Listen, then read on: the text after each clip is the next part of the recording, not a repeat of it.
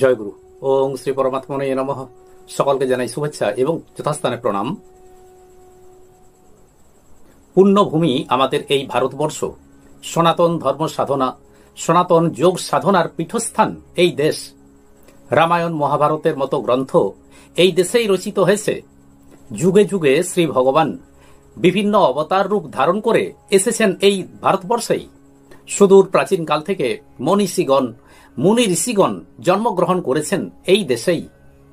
আরও একটা লক্ষণীয় বিষয় এই যে আমাদের এই ভারতবর্ষ এমন এক দেশ যেখানে মানুষের প্রয়োজনে স্বয়ং ভগবান মানুষ রূপ ধারণ করে, মানব দেহ ধারণ করে এখানে অবতীর্ণ হন।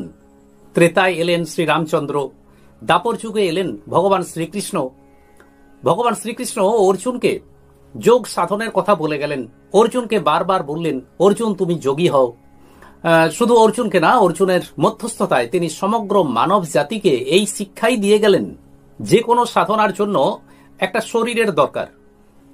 তো একটা শরীর অর্থাৎ মানব শরীরের প্রয়োজন, কেননা এই মানব শরীরেই একমাত্র যোগ সাধনা, ধর্ম সাধনা করা সম্ভব এবং সেই সাধনায় চরম অবস্থায়, উচ্চ অবস্থায় উন্নীত হওয়া যায়। এখন আমরা যদি একটু চিন্তা করি যে আমাদের এই মানব শরীরের সাথে আমাদের দেশের ভারতবর্ষের মানচিত্রের এত সাদৃশ্য কেন?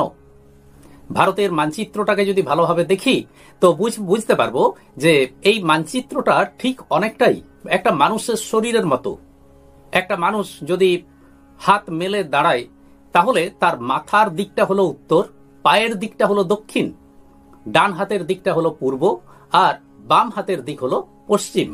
অর্থাৎ ভারত ভূমির এই যে মানচিত্র, এটি মানব শরীরেরই প্রতীক। মানুষের শরীর ছাড়া, মানব শরীর ছাড়া যোগ সাধন সম্ভব নয়। তেমনি ভারতের মাটি ছাড়াও যোগ সাধনা পাওয়া যায় না।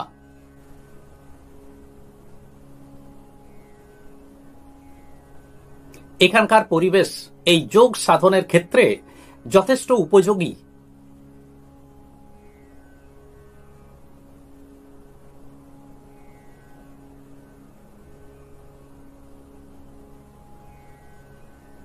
তাই বহুকাল ধরে বহু মুনি ঋষি, এমনকি ভগবান শ্রীরামচন্দ্র, ভগবান শ্রীকৃষ্ণ সকলেই এই ভারতভূমিতেই জন্মগ্রহণ করেছেন এবং মানুষকে, সাধারণ মানুষকে যোগ শিক্ষার কথা, সাধনার কথা তারা উপদেশ দিয়ে গেছেন, নির্দেশ দিয়ে গেছেন।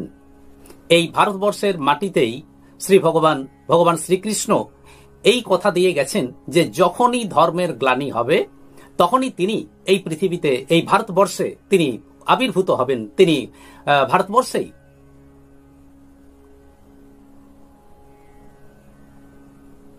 এই ভারতের মাটিতেই ভগবান শ্রীকৃষ্ণ কথা দিয়ে গেছেন যে দেশে যখনই ধর্মের গ্লানি হবে তখনই তিনি আসবেন।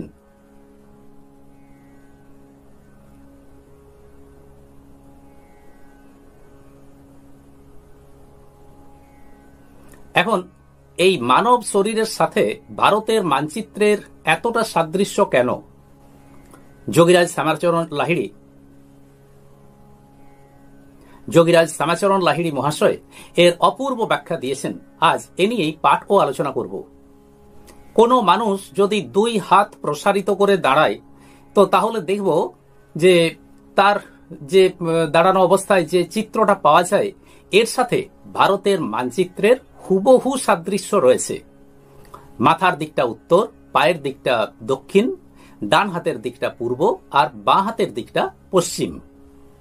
ভারত ভূমির এই মানচিত্র এবং মানব শরীর, এই দুইয়ের মধ্যে যে সাদৃশ্য রয়েছে এর ভিতরে এক গভীর, এক স্পিরিচুয়াল একটা তাৎপর্য রয়েছে, একটা স্পিরিচুয়াল সিগনিফিকেন্স আছে। তো যোগীরাজ শ্যামাচরণ লাহিড়ী মহাশয় এটিকে সুন্দরভাবে ব্যাখ্যা করেছেন। মানুষের বুকের মধ্যে রয়েছে হার্ট এবং লাংস, হৃদযন্ত্র এবং শ্বাসযন্ত্র। এই দুটি অঙ্গ মানব শরীরে উপরের দিকে কিছুটা উপরে এই দুটি অবস্থিত। এই দুটি অংশে চঞ্চল প্রাণের যে কর্ম অবিরাম চলছে, সেই কর্মের কারণেই আমরা বেঁচে আছি, আমরা কর্ম করছি। আর এখান থেকেই আমাদের মন, ইচ্ছা, বুদ্ধি, অহংকার ইত্যাদি সমস্ত কিছুর জন্ম এই দুটি স্থান থেকেই। এবার দেখুন ভারতের মানচিত্রটা।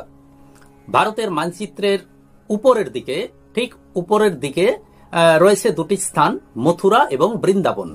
শাস্ত্রে বলা আছে এখানেই ভগবান শ্রীকৃষ্ণ জন্মগ্রহণ করেছিলেন, মথুরায় জন্মগ্রহণ করেছিলেন, বৃন্দাবনে প্রতিপালিত হয়েছেন। তাহলে আমরা বুঝতে পারলাম যে ভারতবর্ষের মানচিত্রে ঠিক যেমন মথুরা এবং বৃন্দাবন কাছাকাছি কিছুটা দূরে অবস্থিত, ঠিক তেমনি ভাবে আমাদের মানব শরীরে রয়েছে দুটি প্রধান অঙ্গ, একটি হৃদযন্ত্র আর একটি শ্বাসযন্ত্র। মানুষের জন্ম রহস্যটা প্রকৃতপক্ষে এই বুকের মধ্যেই। জন্মের সাথে সাথে একটি শিশুর হার্ট এবং লাংস এগুলো চালু হয়ে যায়, এগুলো কাজ করতে শুরু করে। ভগবান শ্রীকৃষ্ণের জন্মস্থানও ভারতের মানচিত্রে দেখানো হয়েছে ঠিক হার্ট এবং লাংসের স্থানে। অর্থাৎ ভারতবর্ষের মানচিত্রে যে মথুরা এবং বৃন্দাবনের যে স্থান, ভারতের মানচিত্রটাকে যদি একটি মানুষের শরীরের সাথে তুলনা করি তাহলে ওই দুটি স্থান যেন হার্ট এবং লাংস। এখানেই ভগবান তার সমস্ত লীলা করেছেন। এই হার্ট এবং লাংস অঞ্চলে যিনি আছেন তিনি হলেন প্রাণ ভগবান, প্রাণ কৃষ্ণ।